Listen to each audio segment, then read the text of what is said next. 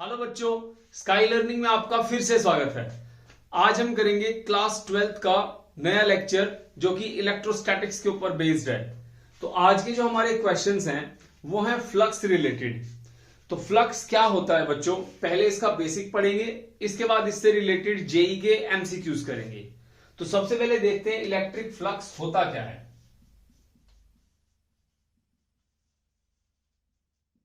Electric flux को हम phi से रिप्रेजेंट करते हैं। इसका मतलब होता है कि किसी भी एरिया में से कितनी इलेक्ट्रिक फील्ड लाइंस क्रॉस करके जा रही हैं उस चीज का मेजरमेंट करता है। तो क्या करता है ये, कितनी नंबर ऑफ लाइंस पास करके गई हैं किसी भी फील्ड में से उस चीज को मेजर करता है। सो E डॉट ए ये इसका फॉर्मूला होता है।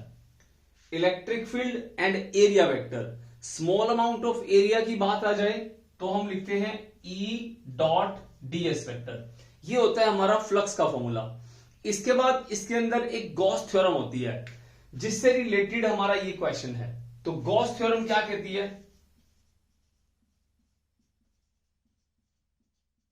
वैसे गॉस थ्योरम क्या होता है, ये एक पावरफुल टूल है जो हमारी हेल्प करता है इलेक्ट्रिक फील्ड फाइंड आउट करने के लिए।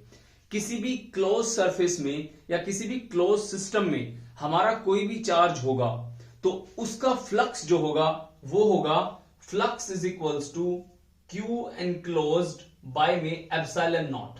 ये हमारा आंसर आ गया।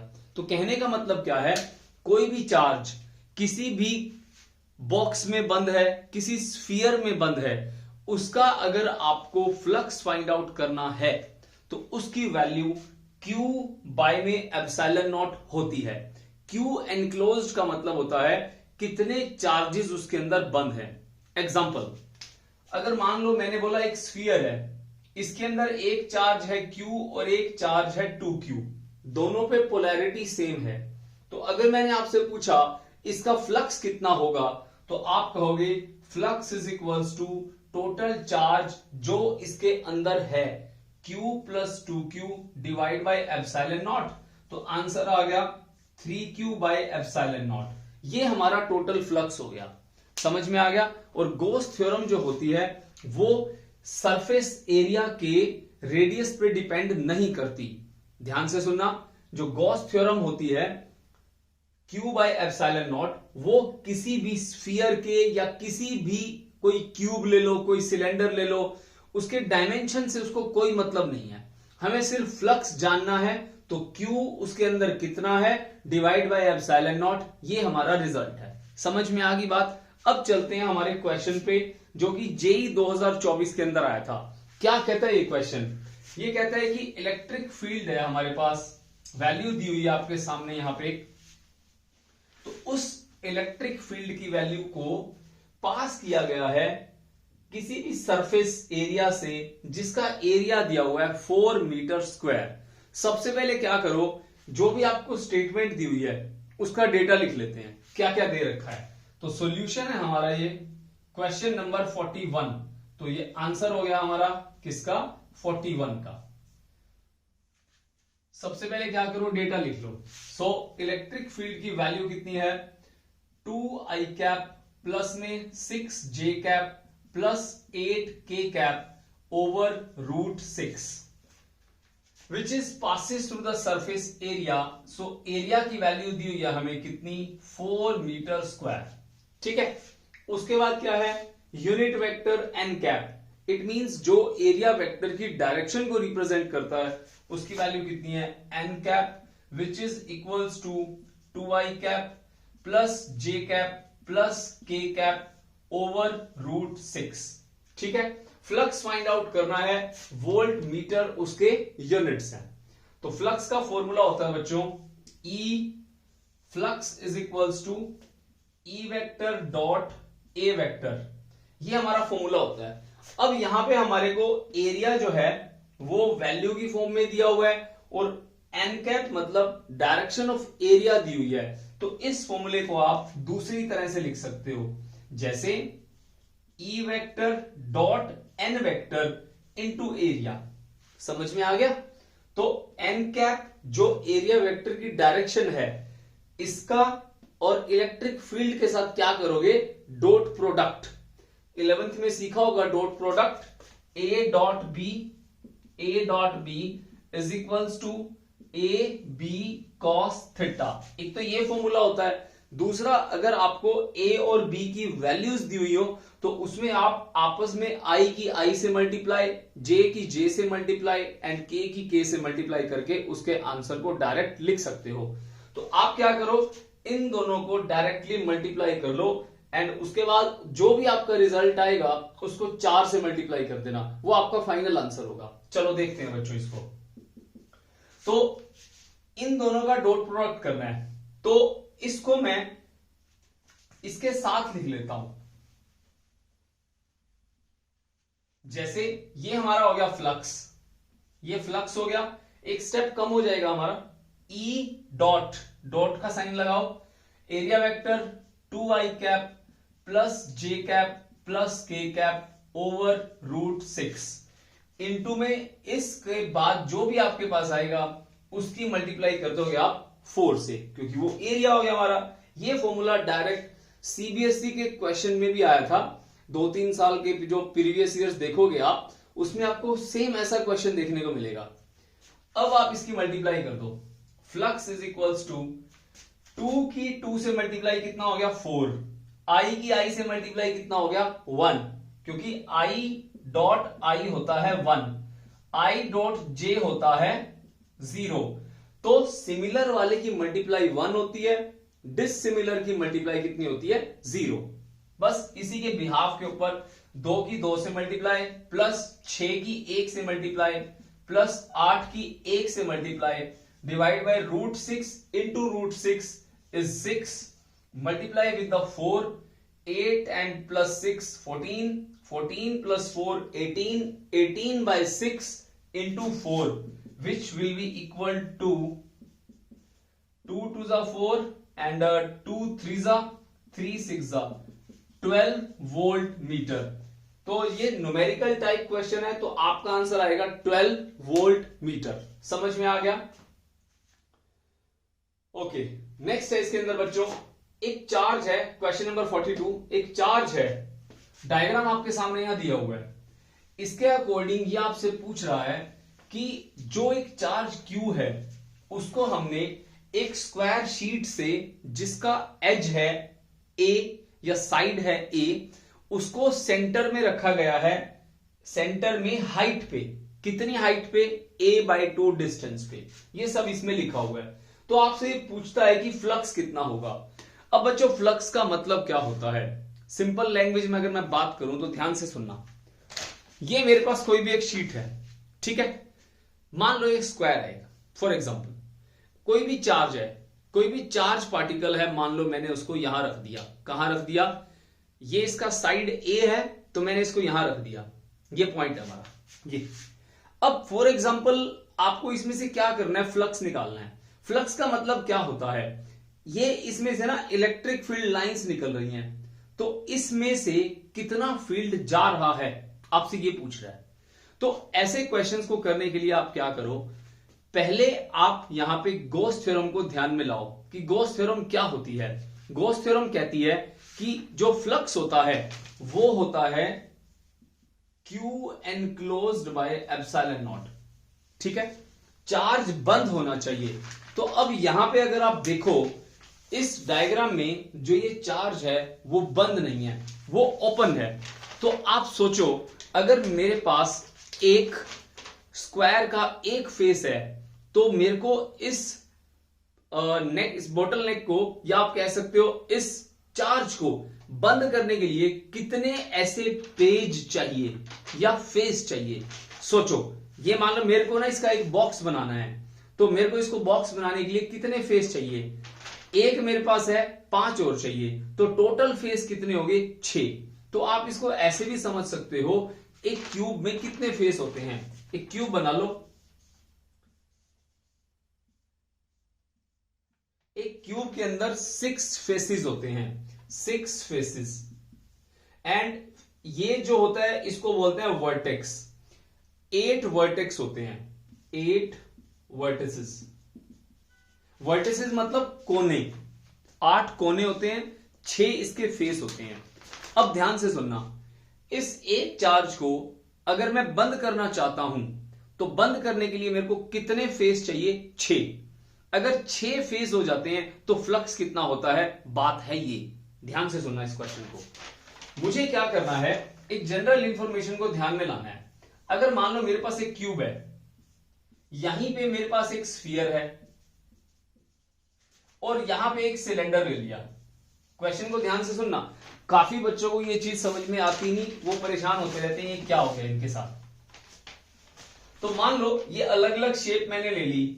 अगर मान लो फॉर एग्जांपल मैं इस क्यू चार्ज को यहां रख देता हूं in the centre of the cube और at the centre of the sphere and inside the cylinder in between them anywhere. तो इस सिचुएशन के अंदर आपको बीच में, नॉट एनीवेयर, बीच में, तो इस सिलेंडर के अंदर और इस स्फीयर के अंदर और इस क्यूब के अंदर फ्लक्स की वैल्यू कितनी होगी? तो आंसर है जितना चार्ज है तो क्यू है डिवाइड बाय एप्सिलॉन नॉट, ये फ्लक्स होगा। तीनों सिचुएशंस के अंदर आंसर सेम आएगा। समझ में आ गया? तो यहां से आपको एक चीज तो पता लगी, अगर मान लो चार्ज को सेंटर पे ले आया बीच में क्यूब के, तो उसके बाद मेरे को 6 फेसेस हैं मेरे पास, तो 6 फेसेस का 6 फेस चाहिए मुझे किस चीज के लिए? फ्लक्स की value Q by epsilon not हो जाएगी।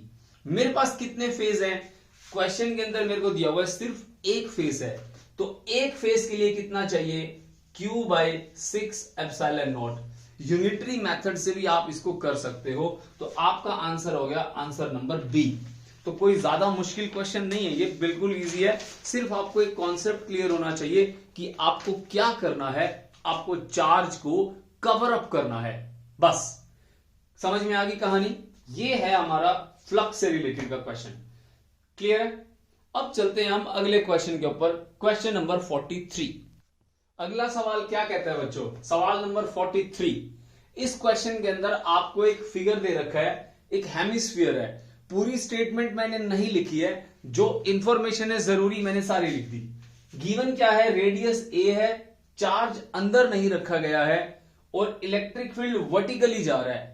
हेमिस्फीयर है हमारे पास बच्चों, एक कटोरा है, ठीक है, एक कटोरा, ये मान लो कटोरा है, नीचे से क्या जा रहा है? इलेक्ट्रिक फील्ड जा रहा है और यहां पे इलेक्ट्रिक फील्ड डायरेक्ट वर्टिकली नहीं जा रहा, कहने का मतलब है ऐसे नहीं जा रहा, किसी एंगल पे जा रहा है। सब दे रखा है यहां पे 45 डिग्री एंगल के ऊपर इलेक्ट्रिक फील्ड जा रहा है। ओके, क्या चाहता है ये चाहता है कि फ्लक्स की वैल्यू बताओ। तो फ्लक्स का फॉर्मूला क्या होता है? फ्लक्स का फॉर्मूला होता है E डॉट ए, ये हमारा फॉर्मूला होता है। क्लियर है? अब इलेक्ट्रिक फील्ड कितना है हमारे पास? E है, ठीक है।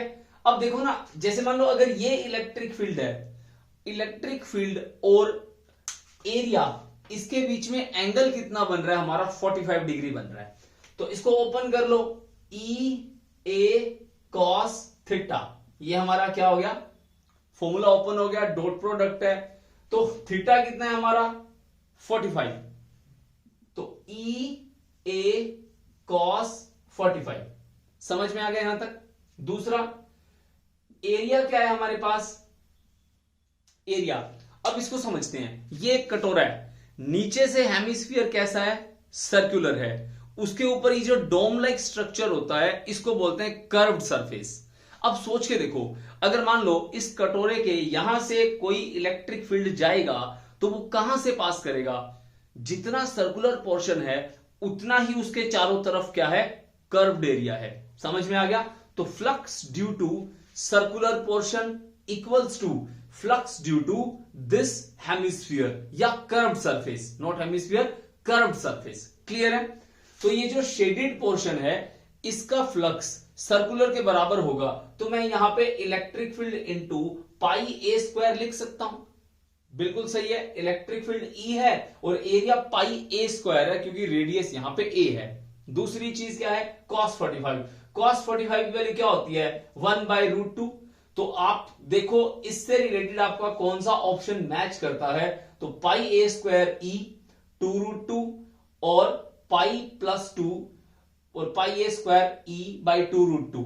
तो यहां पे हमारा कोई भी ऑप्शन मैच नहीं कर रहा, ठीक है। तो थोड़ा और इसके ऊपर ध्यान लगाते हैं, ये कैसे होगा। E इस तरफ जा रहा है और ये ऊपर की तरफ जा रहा है, तो ये हमारा कर्व सरफेस हो गया। E pi a square divide by √2।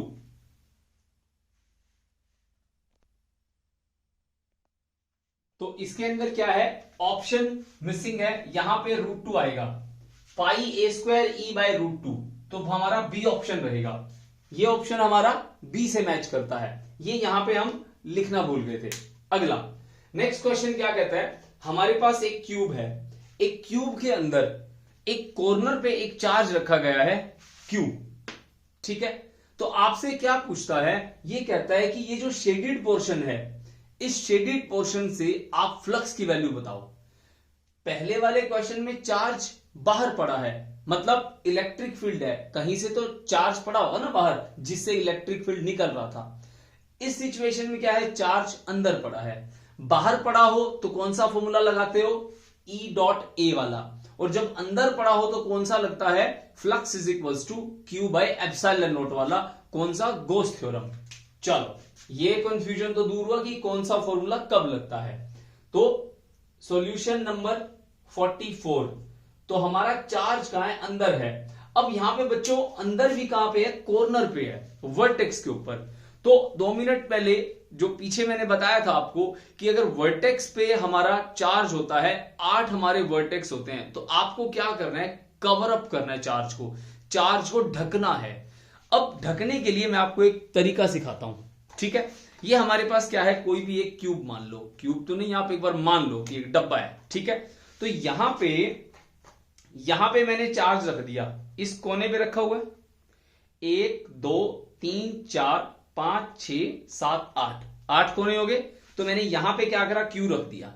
अब सोच के देखो, आप इसको कवर अप करना है, सेंटर पे लेके आना है, आप कितने ऐसे ऐसे बॉक्स और लेके आओगे, इमेजिन करो। इसको कवर अप कैसे करोगे, तो इसको कवर अप करने के लिए आपको कितने क्यूब चाहिए, जस्ट इमेजिन। एक यहां रखोगे, ठीक है, एक। अब एक से ये सेंटर में तो नहीं आएगा ना, ये सेंटर में रखने के लिए आपको इसके नीचे 4 ऐसे क्यूब रखने पड़ेंगे, 1 2 3 4। जैसे एक क्यूब ये बना लिया मैंने, ये यहां पे है, इसको सेंटर में कैसे लाओगे, एक यहां बनाओगे, ठीक है। अब इसके ऊपर देखो, यहां पे भी तो मेरे को एक बनाना पड़ेगा ना, और यहां भी एक बनाना पड़ेगा। क्लियर हो गया। जैसे हमारे सरफेस पे टाइलें लगी होती हैं, घर में टाइल्स नहीं लगी होती, तो वो इसी तरह ही होता है ना, 1 2 3 4, ठीक है। तो नीचे क्या है, यहां पे उसका सेंटर चारों का, इसके ऊपर आपको कितनी और टाइल्स चाहिए कि ये बंद हो जाए, तो आंसर है 4 और चाहिए, 4 + 4 8। तो ऐसे ऐसे मेरे को 8 बॉक्स चाहिए, जो इस चार्ज जो इसके कॉर्नर पे है इसको कवर अप कर देगा। तो इससे मैं तुम्हें बताना क्या चाहता हूं, मैं ये बताना चाहता हूं कि 8 बॉक्स से, 8 क्यूब से क्यू जो है वो फ्लक्स देगा Q बाय एप्सिलॉन नॉट। कैसे, क्योंकि वो सेंटर पे आ जाएगा। तो मैंने पीछे बताया था आपको लास्ट क्वेश्चन में, कैसी भी शेप हो बस अंदर होना चाहिए, सेंटर पे होना चाहिए, फ्लक्स की value Q by epsilon not होती है। समझ में आ गया ना। तो 8 क्यूब से जो Q है वो कितना बनेगा, हमारा Q बाय एप्सिलॉन नॉट, ठीक है। तो एक है हमारे पास, एक से कितना होगा, Q by 8 epsilon naught. Q by 8 epsilon naught से हमारा चार्ज जो है वो सेंटर पे आ जाएगा, और हमारे सिर्फ एक क्यूब को यहां पे फ्लक्स मिलेगा। समझ में आ गया। 8 हमारे को फेस चाहिए इसके अंदर बनाने के लिए, 8 तरह के बॉक्स लाऊंगा जिससे मेरा फ्लक्स आएगा Q बाय एप्सिलॉन नॉट। मुझे एक ही क्यूब गिवन है और उसके कॉर्नर पे मैंने चार्ज रखा है, तो फ्लक्स कितना चाहिए, डिवाइड बाय 8 कर दिया। क्लियर है। ये हो गया हमारा 50% क्वेश्चन। अगला 50% क्या चाहता है, ये कहता है कि ये जो शेडेड पोर्शन है, दिखाता हूं तुम्हें शेडेड पोर्शन। देखो यहां रखा है अपन ने चार्ज, ठीक है, इस जगह पे। यहां से ये कहता है जो इसका शेडेड पोर्शन है, शेडेड पोर्शन इसने क्या बनाया हुआ है, ऊपर ये छत है, तो जैसे ये छत है इस तरह से, ये शेडेड पोर्शन हो गया, ये शेडेड पोर्शन हो गया। उसके बाद ये वाला, यहां वाला, ये ऐसे बनाया हुआ, ये ऐसे वाला, ये वाला, ऊपर वाला और ये वाला, इस जगह से कितना फ्लक्स होगा ये आपसे पूछता है। तो देखो बच्चों, ऐसे क्वेश्चन को समझने के लिए ना आपको थोड़ा सा बॉक्स को समझना होगा। ध्यान से समझाता हूं। देखिए यहां पे चार्ज रखा गया है, ठीक है। आप सोचो ये जो चार्ज है हमारा, ये हमारा है एक्स एक्सिस, ठीक है, ये है हमारा वाई एक्सिस, और ये गया ऊपर छत पे कौन सा, जेड एक्सिस। समझ में आ गई बात। अब अगर मैं इस चार्ज को देखूं, इस चार्ज में से जो फील्ड जाएगा इस नंबर एक से एरिया वेक्टर से 90 डिग्री एंगल बनाएगा, इससे भी कितना बनाएगा 90 डिग्री, और इससे भी कितना बनाएगा 90 डिग्री। मतलब तीन दीवारों से, एक नंबर से, उसके बाद ये 3 नंबर से और ये 5 नंबर से, इनसे ये एंगल बनाएगा कितना 90 डिग्री। तो 90 डिग्री में फ्लक्स कितना होता है, 0 होता है। तो ध्यान रखना इसके अंदर। अब मैं यहां पे अगर मैं इसमें समझाऊं आपको नंबरिंग करके, जैसे मान लो ये ए है, ये बी, ये सी, ये डी, ये ई, और ये एफ, और ये जी, और ये एच। अगर मैं बात करूं यहां से, ये वाली दीवार, ठीक है, और अंदर वाली, और इसके साथ ये वाली दीवार और नीचे वाली दीवार, 1 2 3, इनसे एंगल बन रहा है कितना 90 डिग्री। किसका, इलेक्ट्रिक फील्ड का एरिया वेक्टर से। कैसे, देखो ये एरिया वेक्टर है, ये एरिया वेक्टर, ये एरिया वेक्टर हो गया। अब यहां से इलेक्ट्रिक फील्ड जा रहा है, तो इलेक्ट्रिक फील्ड और एरिया वेक्टर के बीच में कितना एंगल है 90 डिग्री, तो फ्लक्स कितना होगा 0। समझ में आ गया ना। तो इलेक्ट्रिक फील्ड कहां कहां से पास करेगा। अगर इस कॉर्नर से देखूं, इसके सामने ये वाली दीवार है, ठीक है, ये वाली दीवार। तो कहने का मतलब है यहां से इसके सामने एक ये दीवार है, और एक दीवार है ये वाली, और एक दीवार है, मतलब एक छत होगी, एक सामने होगी हमारे, ठीक है, छत होगी और सामने होगी और उधर वाली दीवार, 3 दीवारें होगी। 3 जो एडजस्टेंट हैं, 1 2 3 0, तो 3 सामने वाली जो बची वहां से 0 नहीं होगा। तो कितना हो गया, 3 दीवारों से पास होगा, 3 दीवारों से नहीं होगा। तो इसका मतलब हमारा जो फ्लक्स है कवर अप करने के लिए कितने में से पास हो रहा है, 3 से। तो 3 से पास होना, 3 से ना होना, तो इसका मतलब जो हमारे पास फ्लक्स की वैल्यू Q/8 एप्सिलॉन नॉट है वो 1/3 से पास हो रही है, बाकियों से नहीं हो रही। तो आंसर आ गया Q/24 एप्सिलॉन नॉट, जो कि हमारा आंसर है, आंसर नंबर डी। समझ में आई बात। तो ज्यादातर बच्चे क्या करते हैं, इसको क्लिक कर देते हैं Q/8 को। क्यों, उन्हें लगता है कि ये हमारा Q/8 तक आ गया तो ये हमारा आंसर आ गया।